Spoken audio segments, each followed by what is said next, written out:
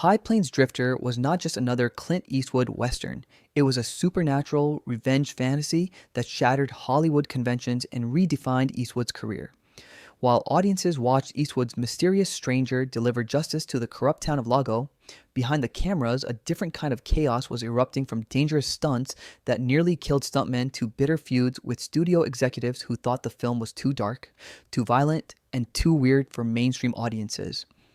What you are about to discover will change how you see this classic forever. We are revealing 20 weird facts about High Plains Drifter that have been buried for decades, including one secret that Universal Studios desperately tried to keep hidden. Stick around because we are about to expose the truth behind the ghost town that was not just a movie set. The director coup that changed Hollywood. Clint Eastwood did not just direct High Plains Drifter, he seized control of it in a power move that would become legendary in Hollywood. The original director, Philip Kaufman, had spent months in pre-production, scouting locations, and preparing to shoot when Eastwood arrived on set with his own production team and essentially staged a takeover. The confrontation was not just professional, it was personal. Kaufman was blindsided when Eastwood informed him he was taking over the director's chair himself. The behind-the-scenes battle became so intense that the Directors Guild of America created what became known as the Eastwood Rule, prohibiting actors or producers from firing the director and then taking over themselves. What audiences did not know as they watched Eastwood's mysterious stranger ride into town was that the real power play was happening behind the camera, creating a precedent that would shape Hollywood power structures for decades to come. The ghostly connection that was too controversial. The supernatural elements in High Plains Drifter were not just creative choices, they were so controversial that Universal Studios nearly refused to release the film. Eastwood was not just playing a mysterious stranger, he was portraying what many interpreted as the ghost of Marshal Jim Duncan, the lawman murdered by the townspeople. The implication was not just subtle, it was revolutionary for a Western. Studio executives were horrified when they realized Eastwood was making what amounted to a supernatural revenge film disguised as a traditional Western. They demanded cuts to remove the ghostly elements, including the mysterious wind that follows the stranger and his ability to appear and disappear at will. Eastwood refused, arguing that these elements were essential to the story. What audiences did not know was that this battle over the supernatural elements nearly caused Universal to shelve the entire project, with executives arguing that mainstream audiences wouldn't accept a ghost in their westerns. The town that was built to burn. The town of Lago was not just a movie set, it was a meticulously constructed creation built specifically to be destroyed. Eastwood did not just want a realistic Western town, he wanted one that could be convincingly burned to the ground for the film's climactic sequence. The construction was not just expensive, it was extravagant. Production designers built an entire town from scratch at Mono Lake, California, at a cost of over $250,000, equivalent to over $1.5 million today. What makes this fact particularly controversial is that Eastwood insisted on using real materials and construction techniques rather than cheaper shortcuts, making the buildings fully functional before their destruction. Universal executives were horrified when they learned Eastwood planned to destroy a set that cost more than many films' entire budgets. The heated argument between Eastwood and studio heads became legendary, with Eastwood finally winning by threatening to walk away from the project entirely. The whipping scene that went too far. The brutal whipping sequence was not just difficult to watch, it was so intense and realistic that it caused multiple crew members to walk off set in protest. When Eastwood's character is tied up and whipped by the three outlaws, what audiences are seeing is mostly real. The production team created special whips with soft tips, but the actors playing the outlaws still had to make contact with Eastwood's body. After several takes, Eastwood's back was covered in real welts. What makes this fact particularly shocking is that Eastwood insisted on doing the scene himself despite protests from the stunt coordinator. The tension escalated when one of the actors, Jack Ging, accidentally hit Eastwood too hard, causing a genuine injury. Eastwood's reaction was not acting, he was genuinely in pain. The scene took 3 days to film, with the crew growing increasingly uncomfortable with the realism. It was not just method acting, it was method suffering. All for a scene that would become one of cinema's most brutal moments. The affair that ruined a legendary partnership. The casting of Verna Bloom was not just a professional decision. It caused a major rift between Eastwood and his mentor, Sergio Leone. Bloom, who plays the adulteress Sarah Belding, was reportedly having an affair with Eastwood during filming. What makes this fact controversial is that Leone had recommended Bloom for the role, believing she was perfect for the character but unaware of her relationship with Eastwood. When Leone discovered their affair during a set visit, he felt betrayed both personally and professionally. The tension was so palpable that Leone left the set early and never worked with Eastwood again. What audiences did not know was that the scenes between Eastwood and Bloom crackle with genuine chemistry because it was not acting at all. The emotional intensity in their interactions was not just great filmmaking, it was real-life drama playing out on screen, with Leone's broken friendship as collateral damage. The assault scene that Universal wanted to cut. The film's most disturbing scene, the assault on the store owner's wife, was not just controversial, it was almost cut entirely. Universal executives were horrified when they saw the dailies of the scene where the stranger forces the store owner's wife, Mary Anna Hill, into a barn and has his way with her. The studio demanded Eastwood remove the scene entirely, arguing it would alienate audiences and tarnish his growing star power. What ensued was a bitter battle that lasted weeks. Eastwood refused to cut the scene, arguing it was essential to establishing the stranger's morally ambiguous nature. The compromise was one of the most controversial in film history. Eastwood agreed to make the scene less explicit, but added a moment where the woman seems to enjoy the encounter, making it even more disturbing. It was not just a what scene, it was a statement about violence, power, and morality that would haunt Eastwood's career for decades. The criminals cast as villains. The three outlaws were not just played by actors, they were real criminals with checkered pasts. Eastwood made the unconventional decision to cast Bill McKinney, Jack Ging, and Anthony James, all of whom had served time in prison before turning to acting. What makes this fact controversial is that Eastwood specifically chose them because he wanted their performances to have authentic menace. The studio was horrified when they discovered the actors' criminal backgrounds, especially McKinney, who had served time for armed robbery. Universal executives worried about ensuring the production and even considered replacing the actors, but Eastwood stood his ground, arguing that their real-life experiences would translate to terrifying performances. What audiences did not know was that the tension between these actors and the rest of the cast was genuine, with some crew members refusing to eat lunch with them. It was not just casting, it was calculated risk that paid off in one of cinema's most menacing villain trios. The paint the town red scene born from frustration. The iconic scene where Eastwood's character forces the townspeople to paint the town red was not just a visual metaphor. It was a last-minute change born from frustration with studio interference. Originally, Eastwood had planned a more traditional sequence where the stranger forces the townspeople to prepare for the outlaws' arrival. But after weeks of arguments with Universal executives who kept trying to soften the film's darker elements, Eastwood snapped. He tore up pages of the script and wrote the paint the town red scene in a single night. What makes this fact particularly revealing is that the red paint was meant to symbolize the blood the townspeople were too cowardly to shed. The studio did not understand the metaphor and wanted to use a more appealing color, leading to another screaming match between Eastwood and producers. It was not just a creative choice, it was Eastwood's visual rebellion against studio interference. The supernatural ending that confused everyone. The film's ending was not just ambiguous, it was deliberately designed to confuse audiences and critics. Eastwood knew that revealing whether the stranger was a ghost or the marshal's brother would diminish the film's power. What makes this fact particularly interesting is that Eastwood filmed multiple endings and showed different versions to test audiences. The studio demanded a clearer resolution, but Eastwood refused, instead adding the mysterious disappearance of the stranger into the desert haze. What audiences did not know was that Eastwood himself never decided definitively on the stranger's identity. In interviews, he would give different answers depending on his mood. It was not just artistic ambiguity, it was a brilliant marketing strategy that kept people talking about the film decades later. The controversy reached such heights that film critics wrote entire academic papers debating the stranger's nature, exactly what Eastwood had intended all along. The score created in panic. The film's score was not just composed by D. Barton, it was created in a state of panic. With only weeks before the premiere, Eastwood rejected the original score, deeming it too traditional for his unconventional Western. What makes this fact dramatic is that he called Barton, his frequent collaborator, and gave him an impossible deadline: compose and record an entirely new score in just 10 days. Barton worked around the clock, creating the haunting, minimalist themes that would become synonymous with the film.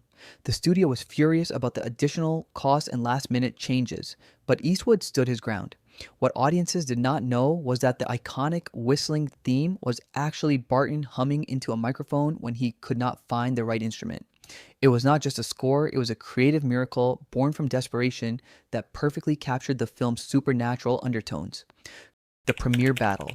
Go ahead and like and subscribe, because what happened at the film's premiere was even more dramatic than anything in the movie itself.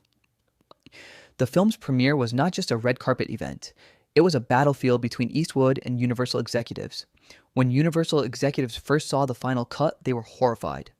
The violent, supernatural elements and moral ambiguity were everything they had feared.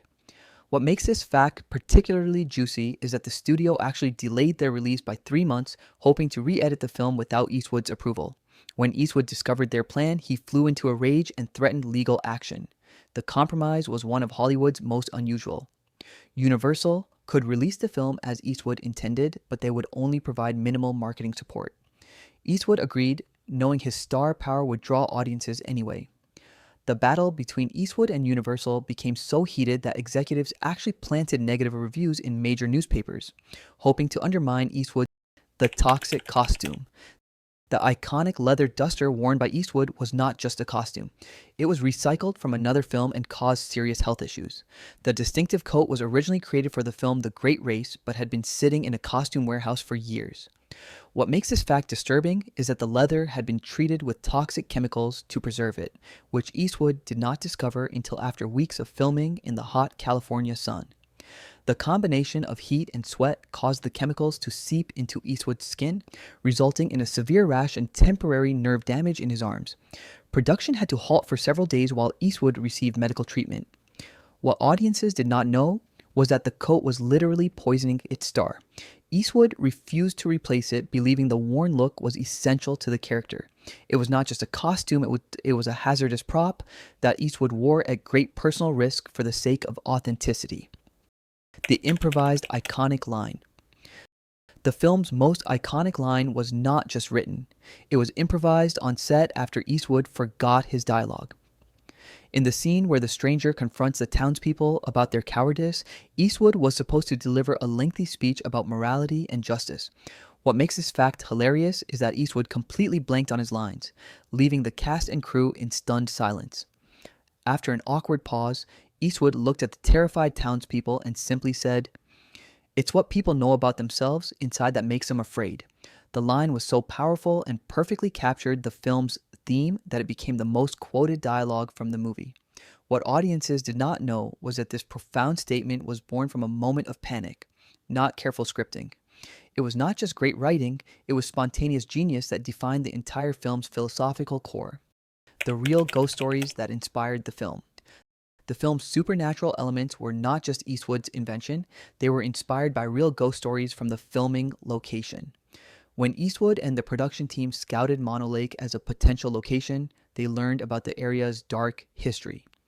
What makes this fact fascinating is that local Native American tribes warned the crew about restless spirits and refused to work on certain parts of the set. Several crew members reported strange occurrences during filming, including unexplained gusts of wind in enclosed spaces and mysterious whispers picked up by audio equipment. Eastwood, initially skeptical, became so intrigued that he incorporated these local legends into the script, adding scenes that were not in the original screenplay. What audiences did not know was that the supernatural feeling permeating the film was not just cinematic magic, it was inspired by real ghost stories that genuinely spooked the cast and crew. It was not just a Western, it was a horror film disguised as a cowboy movie. The violence as artistic statement. The film's depiction of violence was not just stylistic. It was a deliberate response to criticism of Eastwood's earlier work. After the release of Dirty Harry, Eastwood faced accusations of glorifying violence and promoting vigilante justice. What makes this fact revealing is that High Plains Drifter was Eastwood's artistic answer to these critics. He intentionally made the violence in the film more brutal and less heroic. showing the psychological toll on both perpetrator and victim. The stranger's violent acts are portrayed as disturbing rather than triumphant, forcing audiences to question their own fascination with cinematic violence. What audiences did not know was that Eastwood was essentially deconstructing his own tough guy image before their eyes. The film was not celebrating violence, it was challenging it, using Eastwood's established persona to make a powerful statement about the consequences of brutality. It was not just a Western, it was Eastwood's most personal artistic statement. The progressive racial elements. The film's racial dynamics were not just incidental, they were deliberately progressive for their time and caused studio panic. Eastwood made the controversial decision to include multiple scenes of interracial relationships and to cast Native American actors in prominent roles rather than as background characters. What makes this fact particularly interesting is that Universal executives demanded these elements be removed, fearing they would alienate Southern audiences. Eastwood refused, arguing that the film's exploration of prejudice was essential to its message. The most heated argument centered on a scene where the stranger protects the town's minority residents from white aggressors. The studio wanted to cut it entirely, but Eastwood threatened to walk away from the project. What audiences did not know was that Eastwood was using the Western genre, a traditionally conservative medium, to challenge racial attitudes. It was not just a cowboy movie, it was a civil rights statement disguised as entertainment. The title changed controversy. The film's title was not just a catchy phrase, it was a last-minute change after Universal executives rejected Eastwood's original choice. Eastwood had wanted to call the film The Stranger, but Universal executives argued it was too generic and would not attract audiences. What makes this fact revealing is that the title High Plains Drifter was actually suggested by a marketing executive who had never even read the script. Eastwood hated the title, feeling it sounded like a conventional Western when his film was anything but. The disagreement became so heated that Eastwood refused to participate in marketing materials that prominently featured the new title. What audiences did not know was that this generic-sounding title masked one of the most unconventional Westerns ever made. It was not just a name, it was a compromise that Eastwood resented for years, feeling it misrepresented the film's dark, supernatural nature. The title was not just a label, it was a battle lost in Eastwood's war for creative control. The cursed production. The film's production was not just smooth sailing. It was plagued by a series of strange accidents that some crew members attributed to a curse. Shortly after filming began, a freak storm destroyed part of the set despite clear weather predictions. What makes this fact particularly eerie is that several crew members experienced unexplained illnesses and injuries, including the cinematographer who developed a mysterious eye condition that temporarily blinded him. The most bizarre incident occurred when a group of horses used in the film suddenly panicked and broke free, running directly toward a cliff edge. They stopped just inches from the precipice for no apparent reason. Eastwood, typically skeptical, became so unnerved that he consulted a local Native American elder about the incidents. What audiences did not know was that these strange occurrences were so numerous that the production company took out an unusual insurance policy specifically covering supernatural events. It was not just a movie set, it was a place where reality seemed to bend, mirroring the film's otherworldly themes, the influence on popular culture. The film's legacy was not just immediate, it influenced decades of Westerns and even inspired a famous video game series. What makes this fact particularly surprising is that the creators of the Red Dead Redemption franchise have explicitly cited High Plains Drifter as a major inspiration, particularly for their morally ambiguous protagonists and supernatural elements. The influence can be seen in everything from the mysterious stranger characters to the ghost town settings. What audiences did not know was that Eastwood's unconventional approach to the Western genre created a template that would be followed by countless filmmakers and game designers.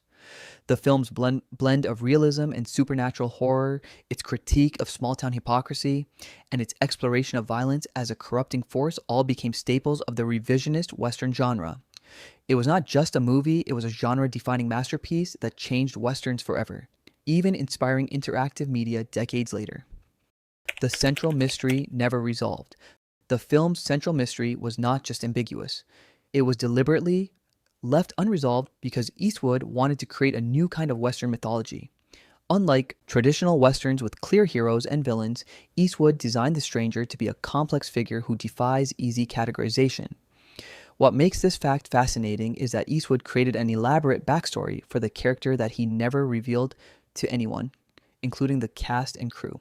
In Eastwood's mind, the stranger was definitely the ghost of the murdered Marshal, but he also wanted audiences to draw their own conclusions. The studio was so frustrated by this ambiguity that they commissioned alternative endings where the stranger's identity was clearly revealed. Eastwood refused to film them, insisting that mystery was essential to the film's power.